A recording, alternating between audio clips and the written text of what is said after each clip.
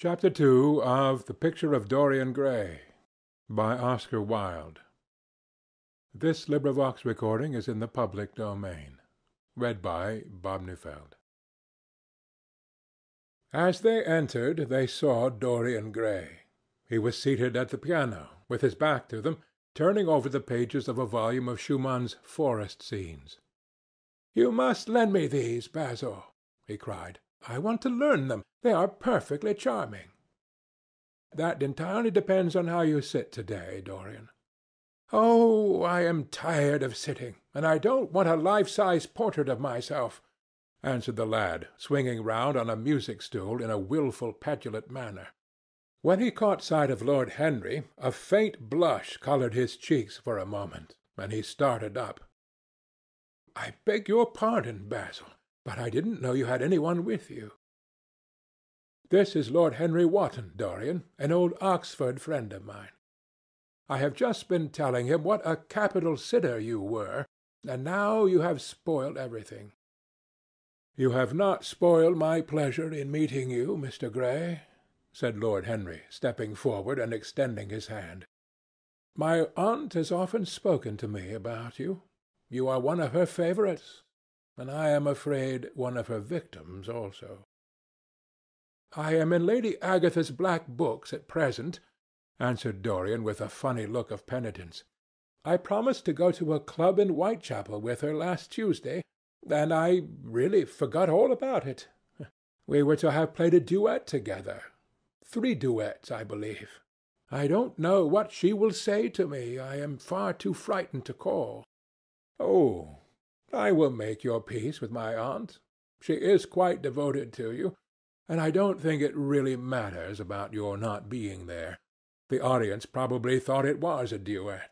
When Aunt Agatha sits down to the piano, she makes quite enough noise for 2 people." "That is very horrid to her, and not very nice to me," answered Dorian, laughing. Lord Henry looked at him. Yes, he was certainly wonderfully handsome, with his finely curved scarlet lips, his frank blue eyes, his crisp gold hair. There was something in his face that made one trust him at once. All the candour of youth was there, as well as all youth's passionate purity. One felt that he had kept himself unspotted from the world. No wonder Basil Hallward worshipped him. "You are too charming to go in for philanthropy, Mr. Gray. Far too charming."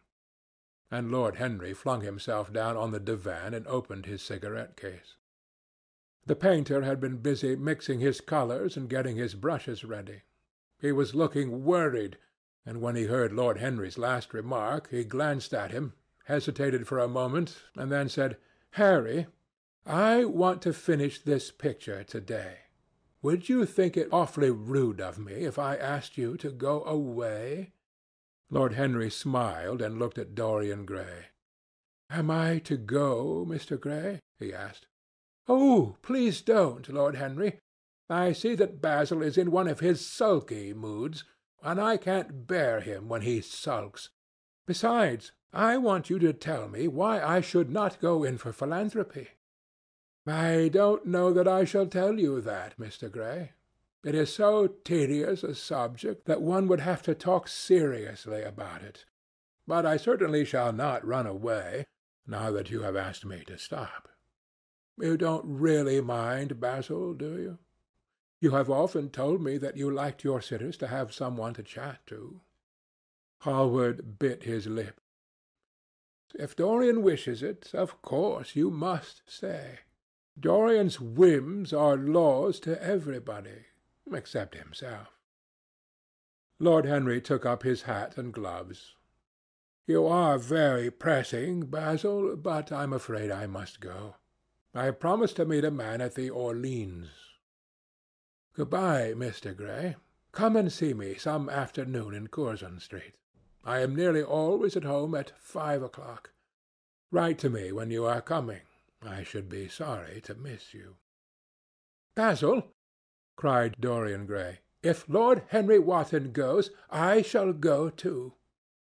You never open your lips while you are painting, and it is horribly dull standing on a platform and trying to look pleasant.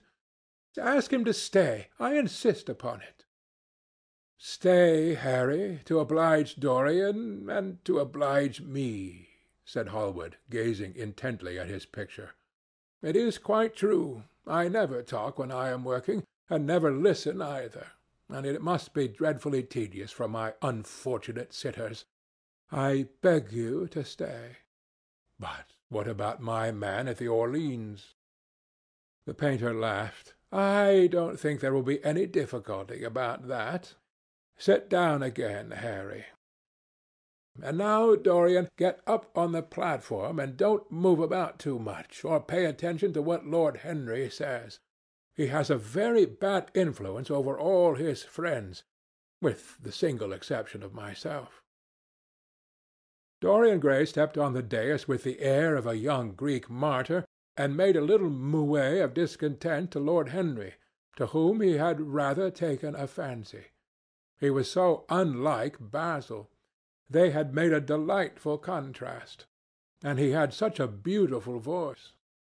After a few moments he said to him, "Have you really a very bad influence, Lord Henry? As bad as Basil says?"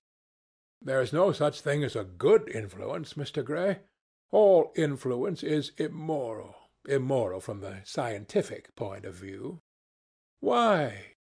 "Because to influence a person is to give him one's own soul. He does not think his natural thoughts or burn with his natural passions. His virtues are not real to him. His sins, if there are such things as sins, are borrowed. He becomes an echo of someone else's music, an actor of a part that has not been written for him.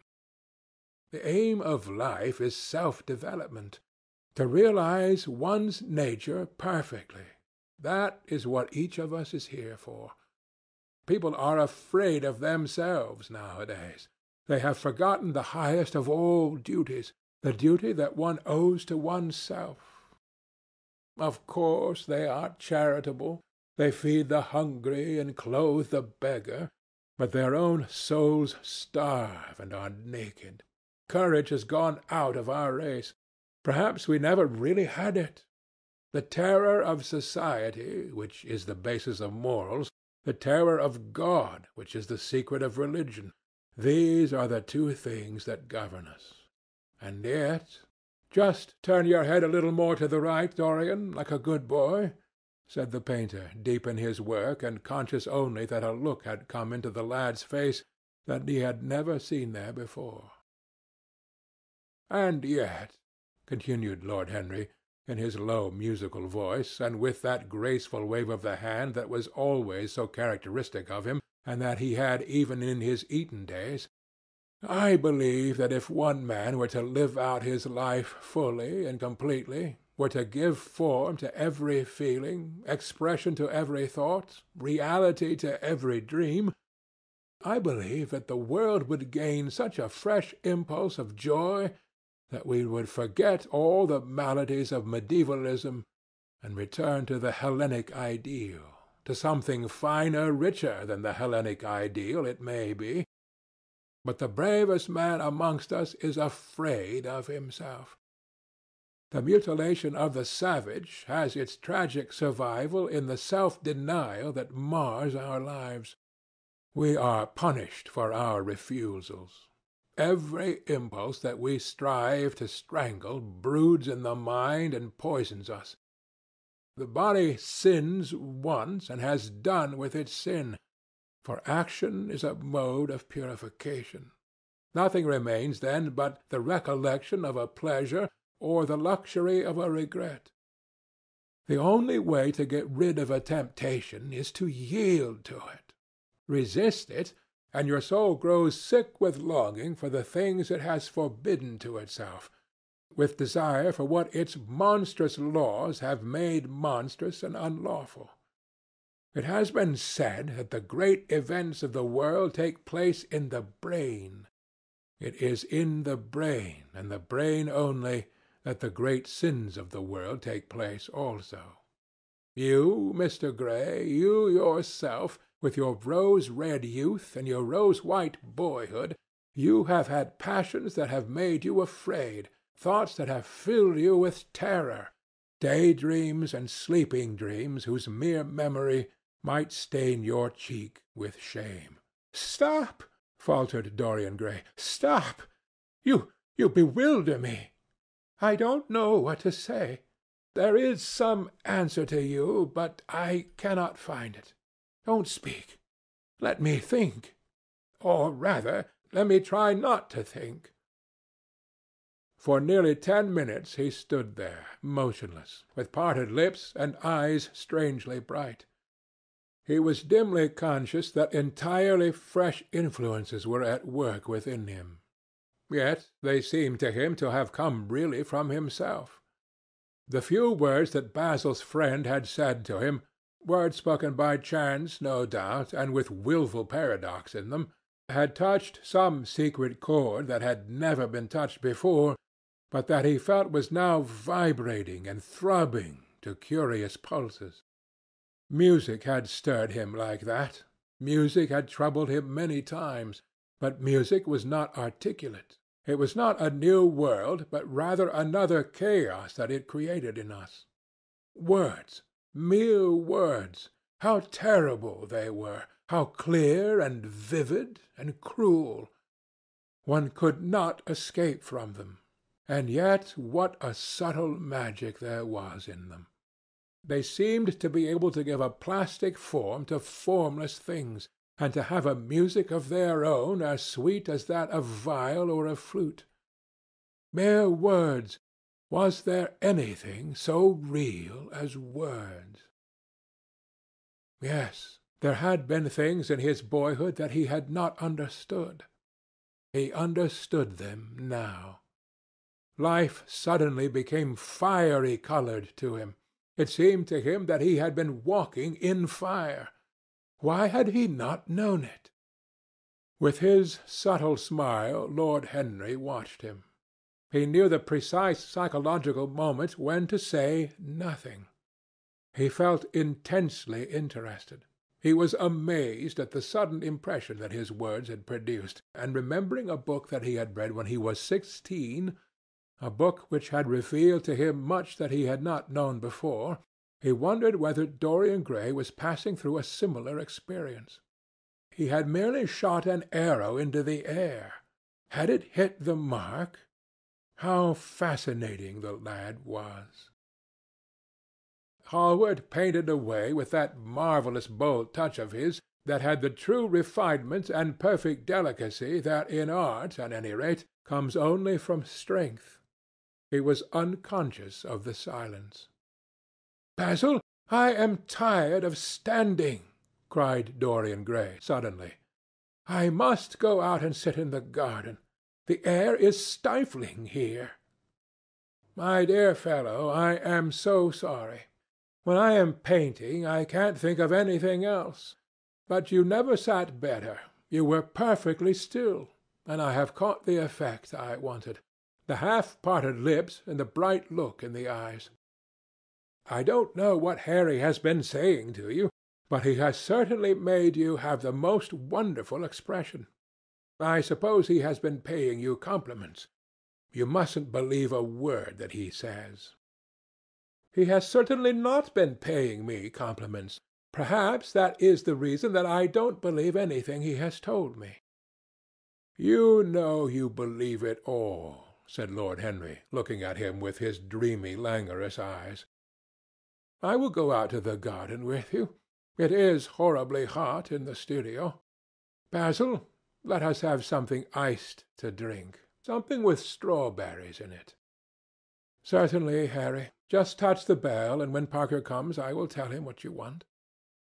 I have got to work up this background, so I will join you later on. Don't keep Dorian too long. I have never been in better form for painting than I am to-day. This is going to be my masterpiece. It is my masterpiece as it stands." Lord Henry went out to the garden and found Dorian Gray burying his face in the great cool lilac blossoms, feverishly drinking in their perfume as if it had been wine. He came close to him and put his hand upon his shoulder. "You are quite right to do that," he murmured. "Nothing can cure the soul but the senses, just as nothing can cure the senses but the soul." The lad started and drew back. He was bareheaded, and the leaves had tossed his rebellious curls and tangled all their gilded threads. There was a look of fear in his eyes, such as people have when they are suddenly awakened. His finely chiselled nostrils quivered, and some hidden nerve shook the scarlet of his lips and left them trembling. "Yes," continued Lord Henry, "that is one of the great secrets of life, to cure the soul by means of the senses, and the senses by means of the soul. You are a wonderful creation. You know more than you think you know, just as you know less than you want to know." Dorian Gray frowned and turned his head away. He could not help liking the tall, graceful young man who was standing by him. His romantic, olive-coloured face and worn expression interested him. There was something in his low, languid voice that was absolutely fascinating. His cool, white, flower-like hands, even, had a curious charm. They moved, as he spoke, like music, and seemed to have a language of their own. But he felt afraid of him, and ashamed of being afraid. Why had it been left for a stranger to reveal him to himself? He had known Basil Hallward for months, but friendship between them had never altered him. Suddenly there had come some one across his life who seemed to have disclosed to him life's mystery. And yet what was there to be afraid of? He was not a schoolboy or a girl. It was absurd to be frightened.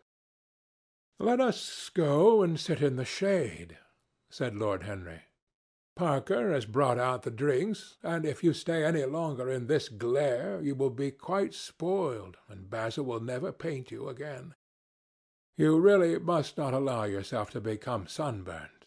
It would be unbecoming." "What can it matter?"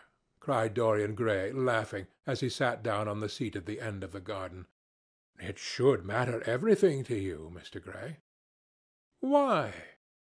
"Because you have the most marvellous youth, and youth is the one thing worth having. I don't feel that, Lord Henry." "No, you don't feel it now.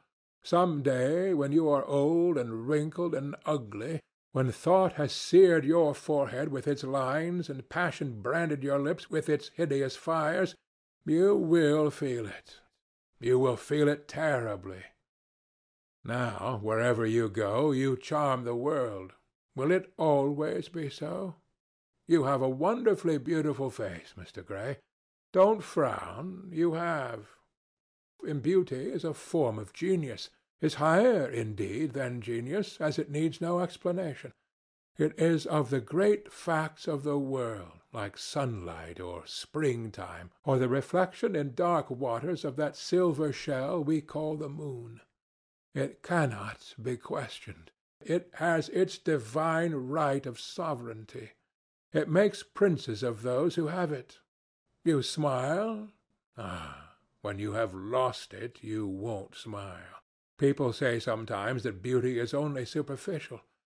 That may be so, but at least it is not so superficial as thought is. To me, beauty is the wonder of wonders. It is only shallow people who do not judge by appearances. The true mystery of the world is the visible, not the invisible. Yes, Mr. Gray, the gods have been good to you, but what the gods give, they quickly take away. You have only a few years in which to live really, perfectly, and fully. When your youth goes, your beauty will go with it. And then you will suddenly discover that there are no triumphs left for you, or have to content yourself with those mean triumphs that the memory of your past will make more bitter than defeats. Every month, as it wanes, brings you nearer to something dreadful. Time is jealous of you, and wars against your lilies and your roses. You will become sallow and hollow-cheeked and dull-eyed. You will suffer horribly. Ah, realize your youth while you have it. Don't squander the gold of your days, listening to the tedious, trying to improve the hopeless failure, or giving away your life to the ignorant, the common, and the vulgar. These are the sickly aims, the false ideals of our age. Live. Live the wonderful life that is in you. Let nothing be lost upon you. Be always searching for new sensations. Be afraid of nothing. A new hedonism. That is what our century wants. You might be its visible symbol. With your personality, there is nothing you could not do. The world belongs to you for a season. The moment I met you, I saw that you were quite unconscious of what you really are, of what you really might be. There is so much in you that charmed me that I felt I must tell you something about yourself. I thought how tragic it would be if you were wasted. For there is such a little time that your youth will last, such a little time. The common hill flowers wither, but they blossom again. The laburnum will be as yellow next June as it is now.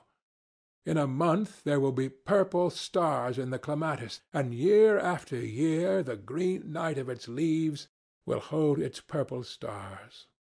But we never get back our youth. The pulse of joy that beats in us at 20 becomes sluggish.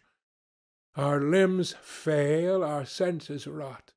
We degenerate into hideous puppets, haunted by the memory of the passions of which we were too much afraid, and the exquisite temptations that we had not the courage to yield to. Youth! Youth! There is absolutely nothing in the world but youth. Dorian Gray listened, open-eyed and wondering. The spray of lilac fell from his hand upon the gravel. A furry bee came and buzzed round it for a moment. Then it began to scramble all over the oval stellated globe of the tiny blossoms. He watched it with that strange interest in trivial things that we try to develop when things of high import make us afraid, or when we are stirred by some new emotion for which we cannot find expression, or when some thought that terrifies us lays sudden siege to the brain and calls on us to yield. After a time the bee flew away. He saw it creeping into the stained trumpet of a Tyrian convolvulus. The flower seemed to quiver, and then swayed gently to and fro. Suddenly the painter appeared at the door of the studio and made staccato signs for them to come in. They turned to each other and smiled. "I am waiting," he cried. "Do come in. The light is quite perfect, and you can bring your drinks." They rose up and sauntered down the walk together. 2 green and white butterflies fluttered past them, and in the pear tree at the corner of the garden a thrush began to sing. "You are glad to have met me, Mr. Gray," said Lord Henry, looking at him. "Yes, I am glad now. I wonder shall I always be glad?" "Always. That is a dreadful word. It makes me shudder when I hear it. Women are so fond of using it. They spoil every romance by trying to make it last forever. It is a meaningless word, too. The only difference between a caprice and a lifelong passion is that the caprice lasts a little longer." As they entered the studio, Dorian Gray put his hand upon Lord Henry's arm. "In that case, let our friendship be a caprice," he murmured, flushing at his own boldness, then stepped up on the platform and resumed his pose. Lord Henry flung himself into a large wicker arm-chair and watched him. The sweep and dash of the brush on the canvas made the only sound that broke the stillness, except when, now and then, Hallward stepped back to look at his work from a distance. In the slanting beams that streamed through the open doorway, the dust danced and was golden. The heavy scent of the roses seemed to brood over everything. After about a quarter of an hour, Hallward stopped painting, looked for a long time at Dorian Gray, and then for a long time at the picture, biting the end of one of his huge brushes and frowning. "It is quite finished," he cried at last, and stooping down he wrote his name in long vermilion letters on the left-hand corner of the canvas. Lord Henry came over and examined the picture. It was certainly a wonderful work of art, and a wonderful likeness as well. "My dear fellow, I congratulate you most warmly," he said. "It is the finest portrait of modern times. Mr. Gray, come over and look at yourself." The lad started as if awakened from some dream. "Is it really finished?" he murmured, stepping down from the platform. "Quite finished," said the painter. "And you have sat splendidly to-day. I am awfully obliged to you." "That is entirely due to me," broke in Lord Henry. "Isn't it, Mr. Gray?" Dorian made no answer, but passed listlessly in front of his picture and turned towards it. When he saw it, he drew back, and his cheeks flushed for a moment with pleasure. A look of joy came into his eyes, as if he had recognized himself for the first time. He stood there motionless and in wonder, dimly conscious that Hallward was speaking to him, but not catching the meaning of his words. The sense of his own beauty came on him like a revelation. He had never felt it before. Basil Hallward's compliments had seemed to him to be merely the charming exaggeration of friendship. He had listened to them, laughed at them, forgotten them. They had not influenced his nature. Then had come Lord Henry Wotton with his strange panegyric on youth, his terrible warning of its brevity. That had stirred him at the time, and now, as he stood gazing at the shadow of his own loveliness, the full reality of the description flashed across him. Yes, there would be a day when his face would be wrinkled and wizen, his eyes dim and colourless, the grace of his figure broken and deformed. The scarlet would pass away from his lips, and the gold steal from his hair. The life that was to make his soul would mar his body. He would become dreadful, hideous, and uncouth. As he thought of it, a sharp pang of pain struck through him like a knife, and made each delicate fibre of his nature quiver. His eyes deepened into amethyst, and across them came a mist of tears. He felt as if a hand of ice had been laid upon his heart. "Don't you like it?" cried Hallward at last, stung a little by the lad's silence, not understanding what it meant. "Of course he likes it," said Lord Henry. "Who wouldn't like it? It is one of the greatest things in modern art. I will give you anything you ask for it. I must have it." "It is not my property, Harry." "Whose property is it?" "Dorian's, of course," answered the painter. "He is a very lucky fellow." "How sad it is," murmured Dorian Gray, with his eyes still fixed upon his own portrait. "How sad it is! I shall grow old and horrible and dreadful, but this picture will remain always young. It will never be older than this particular day of June. If it were only the other way! If it were I who was to be always young, and the picture that was to grow old! For that I would give everything. Yes, there is nothing in the whole world I would not give. I would give my soul for that." "You would hardly care for such an arrangement, Basil," cried Lord Henry, laughing. "It would be rather hard lines on your work." "I should object very strongly, Harry," said Hallward. Dorian Gray turned and looked at him. "I believe you would, Basil. You like your art better than your friends. I am no more to you than a green bronze figure. Hardly as much, I dare say." The painter stared in amazement. It was so unlike Dorian to speak like that. What had happened? He seemed quite angry. His face was flushed, his cheeks burning. "Yes," he continued, "I am less to you than your ivory Hermes or your silver fawn. You will like them always. How long will you like me? Till I have my first wrinkle, I suppose. I know now that when one loses one's good looks, whatever they may be, he loses everything. Your picture has taught me that. Lord Henry Wotton is perfectly right. Youth is the only thing worth having. When I find that I am growing old, I shall kill myself." Hallward turned pale and caught his hand. "Dorian, Dorian!" he cried. "Don't talk like that. I have never had such a friend as you, and I shall never have such another. You are not jealous of material things, are you? You who are finer than any of them." "I am jealous of everything whose beauty does not die. I am jealous of the portrait you have painted of me. Why should it keep what I must lose? Every moment that passes takes something from me and gives something to it. Oh, if it were only the other way! If the picture would change, and I could be always what I am! Why did you paint it?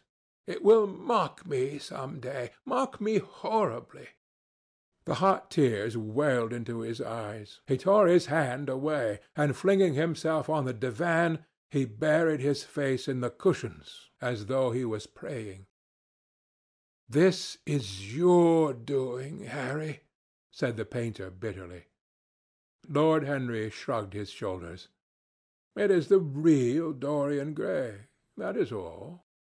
"It is not." "If it is not, what have I to do with it?" "You should have gone away when I asked you," he muttered. "I stayed when you asked me," was Lord Henry's answer. "Harry, I can't quarrel with my two best friends at once, but between you both you have made me hate the finest piece of work I have ever done, and I will destroy it. What is it but canvas and colour? I will not let it come across our 3 lives and mar them." Dorian Gray lifted his golden head from the pillow, and with pallid face and tear-stained eyes looked at him as he walked over to the deal painting table that was set beneath the high-curtained window. What was he doing there? His fingers were straying about among the litter of tin tubes and dry brushes, seeking for something.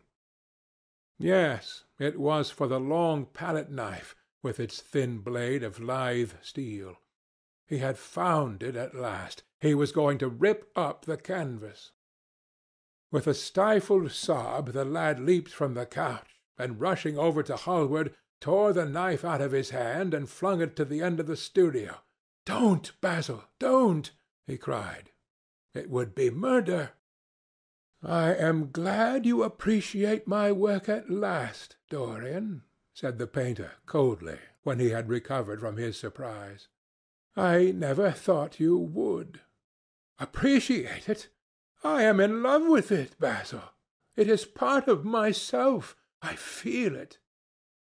"Well, as soon as you are dry, you shall be varnished and framed and sent home. Then you can do what you like with yourself." And he walked across the room and rang the bell for tea. "You will have tea, of course, Dorian? And so will you, Harry? Or do you object to such simple pleasures?" "I adore simple pleasures," said Lord Henry. "They are the last refuge of the complex. But I don't like scenes, except on the stage.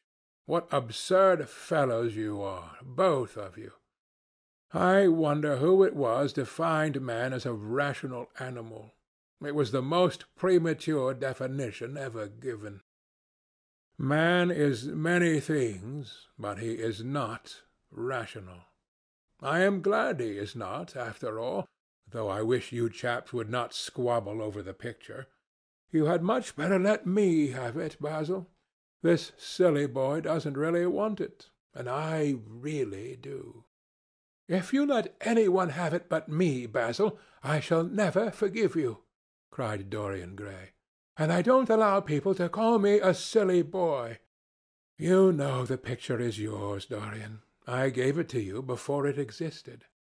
And you know that you have been a little silly, Mr. Gray, and that you don't really object to being reminded that you are extremely young." "I should have objected very strongly this morning, Lord Henry." "Ah, this morning. You have lived since then." There came a knock at the door, and the butler entered with a laden tea-tray and set it down upon a small Japanese table. There was a rattle of cups and saucers and the hissing of a fluted Georgian urn. 2 globe-shaped china dishes were brought in by a page. Dorian Gray went over and poured out the tea. The 2 men sauntered languidly to the table and examined what was under the covers. "Let us go to the theatre to-night," said Lord Henry. "There is sure to be something on somewhere. I have promised to dine at White's, but it is only with an old friend, so I can send him a wire to say that I am ill, or that I am prevented from coming in consequence of a subsequent engagement. I think that would be a rather nice excuse. It would have all the surprise of candour." "It is such a bore putting on one's dress clothes," muttered Hallward, "and when one has them on they are so horrid." "Yes," answered Lord Henry dreamily. "The costume of the 19th century is detestable. It is sombre, so depressing. Sin is the only real colour element left in modern life." "You really must not say things like that before Dorian, Harry." "Before which Dorian? The one who is pouring out tea for us, or the one in the picture?" "Before either." "I should like to come to the theatre with you, Lord Henry," said the lad. "Then you shall come. And you will come too, Basil, won't you?" "I can't, really. I would sooner not. I have a lot of work to do." "Well, then, you and I will go alone, Mr. Gray." "I should like that awfully." The painter bit his lip and walked over, cup in hand, to the picture. "I shall stay with the real Dorian," he said sadly. "Is it the real Dorian?" cried the original of the portrait, strolling across to him. "Am I really like that?" "Yes, you are just like that." "How wonderful, Basil!" "At least you are like it in appearance. But it will never alter," sighed Hallward. "That is something." "What a fuss people make about fidelity!" exclaimed Lord Henry. "Why, even in love it is purely a question of physiology. It has nothing to do with our own will. Young men want to be faithful and are not. Old men want to be faithless and cannot.